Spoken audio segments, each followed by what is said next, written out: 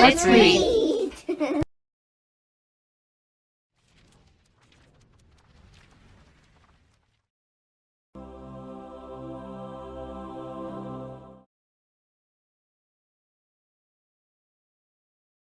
Six. When the others had been excused to go out for mid-morning play, John had to go out and stand by Miss Plimsoll's desk. "John," Miss Plimsoll said, "you mustn't make up silly stories to excuse your failures. I must have the truth. What did you do with your pencil?" "This is it," John said, showing Miss Plimsoll the pointed stick of chocolate. "Really, it is. It's changed."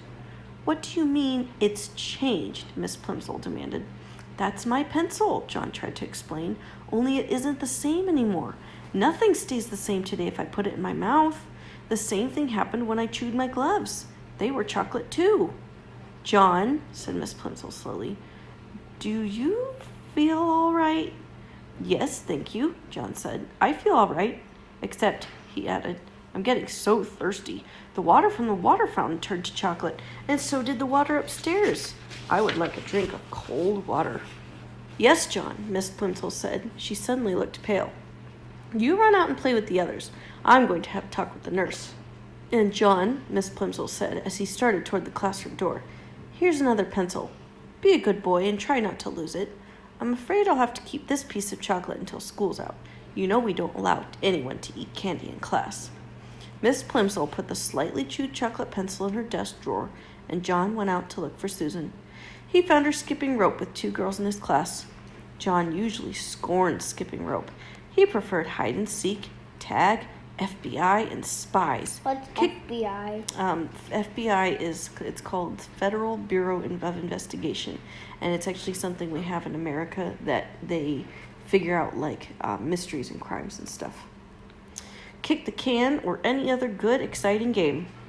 Jumping up and down in one place just to avoid being hit by a rope seemed silly to him, but he was sorry for having spoiled Susan's silver dollar, and he was willing to make a sacrifice. "Susan," he said. Susan continued to bounce on one foot as her 2 friends swung the rope over and under, over and under, over and under her. She didn't seem to notice John. "I'll skip with you," he offered. Susan stopped, and the rope was caught by her shins. "Let's try doubles backwards," she said, but not to John. She ignored John. "You go first, Betty. Ellen, you go second. I'll go last. The one who does it the most times gets the first slice of my birthday cake." Susan looked at John, raised her eyebrows, shut her eyes, and stuck out the tip of her pink tongue. Then she turned back to the girls and smiled. Ellen whispered in Betty's ear, and Betty whispered in Susan's ear. Then all 3 of them looked at John and each other again and burst out laughing. "Oh, Susan," John protested, "I didn't mean to do it. The trouble is, there's something magic about me today. Everything I put in my mouth turns to chocolate." The girls giggled. "You wouldn't like it," said John, who was beginning to feel sorrier for himself than he ever had before. "I think it's getting worse," he added reproachfully. "At first, just the part in my mouth turned to chocolate, but when I nibbled the end of my pencil, the whole pencil changed." "Pooh," Susan said. The others hooted with glee. "Maybe I'll get sick and die," John warned. "Maybe I'll turn to chocolate myself. Then you'll be sorry." "I don't believe one word about the chocolate," Susan said. "And if it was true, you'd be glad, because all you ever like eating is chocolate." "If you don't believe me," John retorted, "just you give me that skipping rope and I'll prove it." The girls looked questioningly at each other for an instant, but as they hesitated, the bell rang and it was time to go back to the classroom. The rest of the morning passed slowly for John. He was afraid that his mother was going to be cross about the missing gloves. She might not accept the excuse that he had eaten them. He regretted his messed up arithmetic test.